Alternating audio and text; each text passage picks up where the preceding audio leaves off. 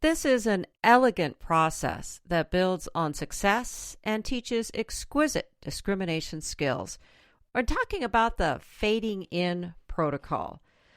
This is Learning About Dogs, a podcast for people who love learning about dogs. I'm Sue McGuire, the manager of a canine behavior program at a small nonprofit animal shelter near San Francisco. And with me is Kay Laurence, who is going to be talking about the fading in protocol. Let's talk about, you have an article on your website about it. It's called the Fade In Protocol. And I believe you also have a video that people can access. Talk to me about it a little bit. I mean, I understand it, but a lot of people, the question I get is, what's the difference between that fade in protocol and distraction training? So let's dive in. Well, distraction training, I think the term distraction is very much a traditional dog training viewpoint where anything that's not me is a distraction from me, therefore it's a bad thing. So there's the arrogance that I'm the most important thing, and if I've asked my dog to come, he should not be distracted by another dog's or a rabbit's poo that's on the way. He should come straight to me because that's a distraction. If you start to look at the more scientific literature, you look at disruptions. So a disrupting event is something that can stop the behavior happening. It disrupts that behavior. So anything that is a disrupting event has a cue.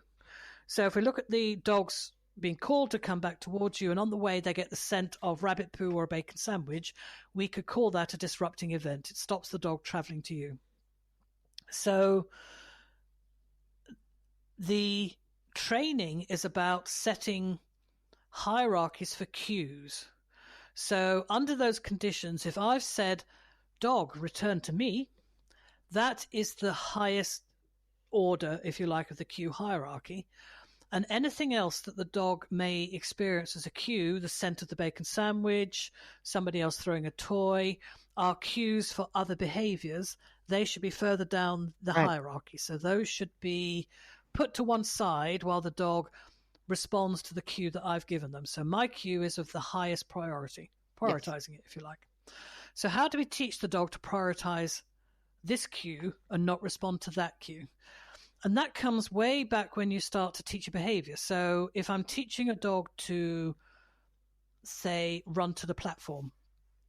Now, to start with, the platform will be in front of me. I'll be standing there, and I might even be holding a pot of food, and the dog stands on the platform. I then chuck the food right behind the dog. If I'm at 6 o'clock, then the food goes out to 12 o'clock. So the dog turns around, they go and fetch their piece of food, they come back and stand on the platform. Now, what I will start to do is I will fade in non-cues, things that are not relevant. So just as the dogs, they've maybe done 20 or 30 of this and it's going along nicely and I can see the fluency, which means as soon as they've eaten the piece of food, their mind is full of doing that behavior again. There's nothing else on the agenda. So I have this nice cycle going, there's a nice rhythm to it, and partway through I might scratch my head, or I might cough, or I might pull up a chair and sit down. Those are lower hierarchy, lower priorities on the hierarchy of coming to stand on the platform. So standing on the platform, so it's going to possibly disrupt the behavior to some degree. But if this is a dog that lives with you, scratching your head has never been of value to the dog. They're just going to go, yeah, she's got fleas again. There we are, so what? They might watch you move your hand up, but it wouldn't actually disrupt them getting on that platform to get that piece of chicken. So that's now filed away as her scratching her head, not relevant. Her having a cough, not relevant. Sit down, stand up, no, it doesn't seem to be relevant there.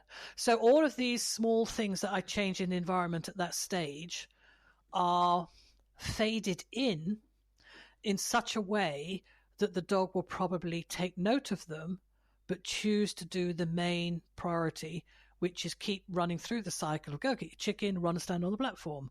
Go get your chicken. Oh, there's a ball over there. Never mind. I'll run and stand on the platform.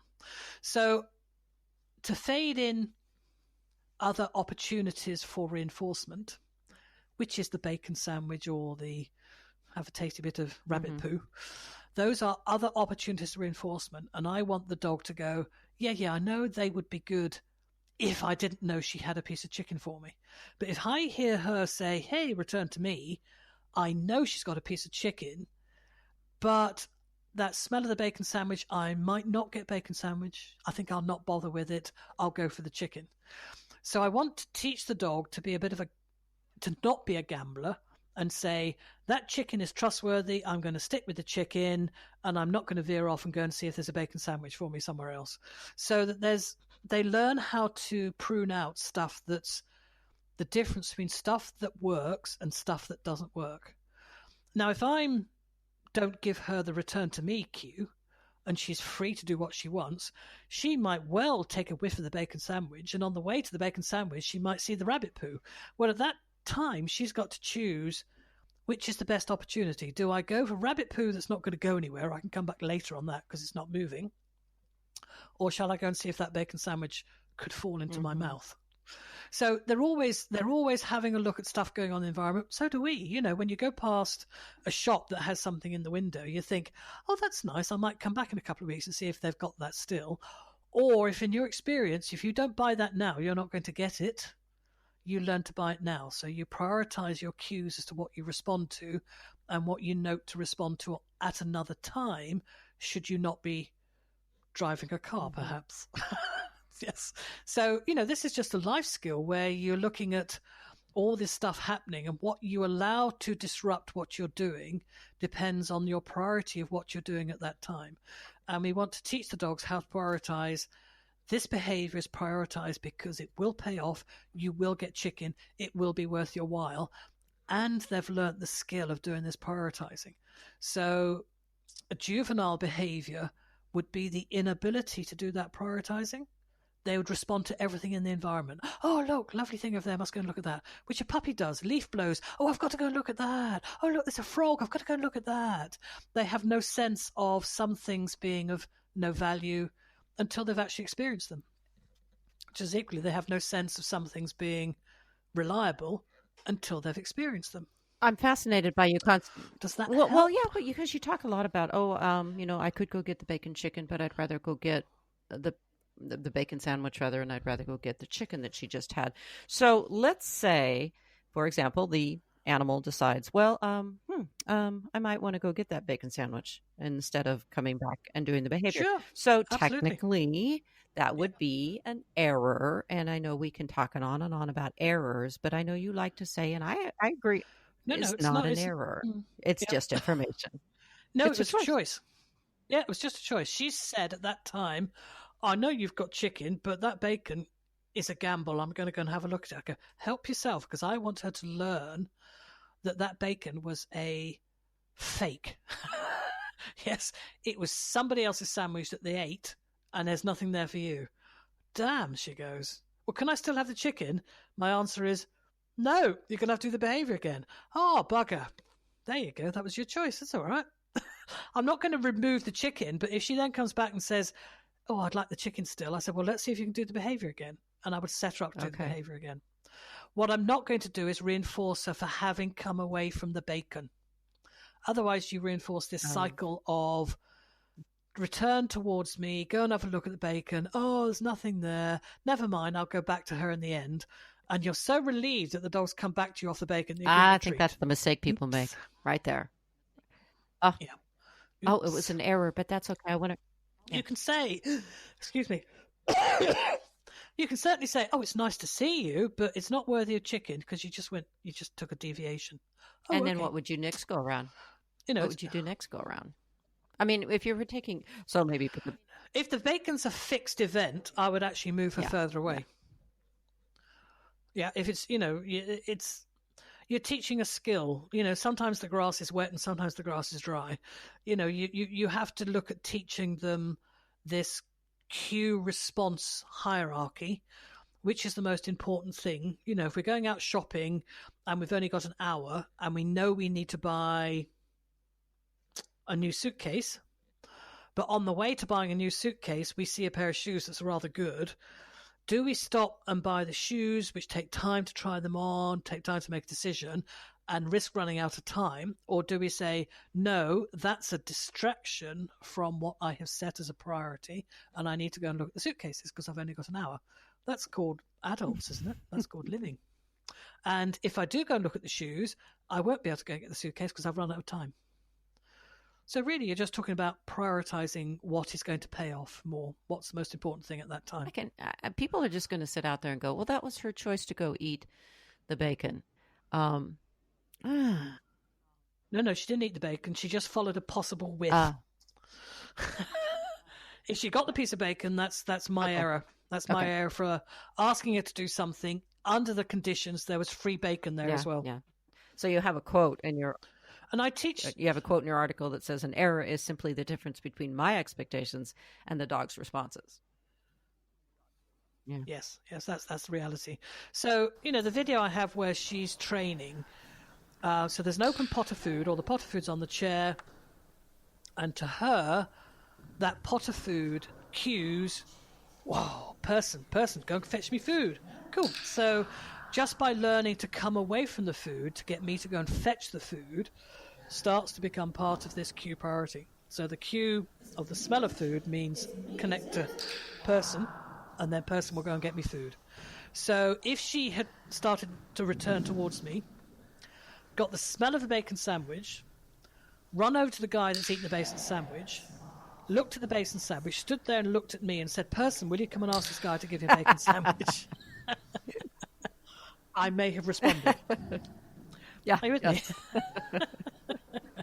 So it's not about, terms like proofing and distraction, they're hard terms. Proofing is about testing whether something will break or not. And it comes out of industry where you proof metal, or publishing where you proof something to make sure there is no errors on it. But you can't proof a dog. You can't proof a behavior. How foolproof is your typing? Yeah. How well proofed is your typing? And I'm damn sure that there's people who have funny fingers that don't do the things they expect them to do, or you're typing one word and a perfectly adequate word will come out of the typewriter, come up on the screen, and you go, wow, my fingers thought of that one. I think I was typing intent and the word interest typed up, and I'm like, gosh, wow. So none of us are proofed at something. Everyone can make errors, mistakes.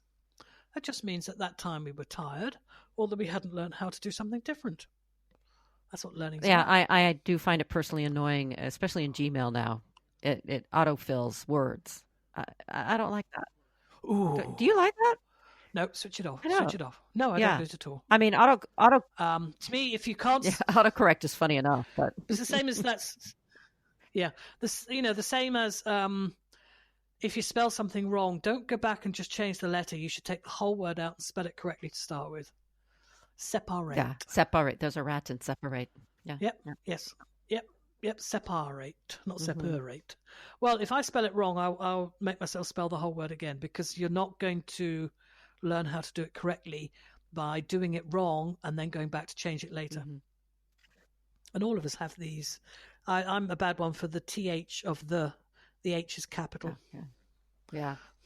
But I can actually tell my word to find that. And it corrects it for me, which is not helping me not do it. Yeah, it's teaching me not to pay attention is what it's doing. Yeah. Yes. So when you're doing the fade-in protocol, do you, at every part of the cycle, you're playing with this, you're working with this, you're observing the...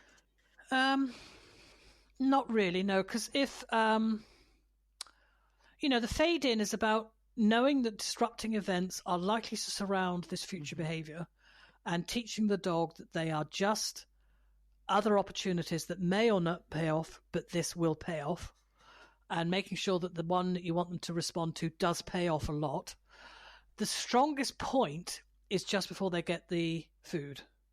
So if I've asked her to run towards me, returning, through the environment, which is full of disrupting events, just as she's about to arrive, I begin to dip my hand in my pocket. That is the strongest moment in that cycle. Not the moment I ask her to start moving towards me. That's probably the weakest moment. And during the run towards me, that is also a weak moment. But just as I've promised it by dipping my hand in my pocket, at that point, she's so close to getting reinforcer. Why would she go off to a bacon sandwich? Mm-hmm. It's not. It's coming out your pocket. This is like you've just seen the. I don't know, something you've been waiting for is just about to complete. You're just about to get it, and at the moment you're just about to get it, mouthful of food. So you've got a nice, I don't know, your favorite glass of wine. Just as that glass of wine is going to go onto your lips, and somebody asks you a question, I'm sure you'll take the sip of the glass of wine, then put it down, and then answer them. You won't let them distract them at that moment just before you get the reinforcer you've been looking for. But if that reinforcer is on the table over the other side of the room, you are much more likely to be disrupted. So I don't like the behavior or the antecedent to really have to cope with these disruptions until I know that reinforcer is stronger than any disrupting event. So if I can not disrupt your glass of wine going to your mouth, then I will start to put the disrupting event earlier in the cycle. Maybe just as I'm pouring the wine, I'll say to you, would you just mind going out to the car and getting me something? Yes, so that's on the antecedent. Right. At that moment, you might say, no, I'm going to just have my glass of wine before I do, because that's not going to disrupt me from what I know that's coming. But we've already practiced you taking that glass of wine to your mouth. You do drink, don't you? Beer. I'm a beer person. Beer. Yes, I will. There we are. I was going to talk about a chocolate eclair, but, I don't know. Something that's the closer you are to the consumption of the reinforcer, the less likely anything is to disrupt it. So that's where you'll bring them in to start with. And then you back it up. Yeah, okay. That makes sense. I don't want anything in the middle of the behavior. I want to keep that behavior nice and clean. Well, you do go through this in quite a lovely detail in the Fade-In Protocol article on your website, and I encourage listeners to go ahead and take a look at that because we cannot do it justice in 18, 20 minutes. But it's a wonderful article, so dive in and look at the video. I think you'll really enjoy it. Yes, I think about 10,000 people have had a look at it so far. It's quite a high one. Part of the fact I'm standing there. So this will get people to go and have a look at it. I'm standing there wearing a witch's hat, looking at the dog over a cauldron. Yes. Yeah. There we are. That's a good one. For more information and some great reading from many contributors, go to Kay Lawrence's website, learningaboutdogs.com, or follow Learning About Dogs on Facebook. And here's my plug. If you're looking for a new canine friend in your life, please consider your local rescue, animal shelter, or humane society.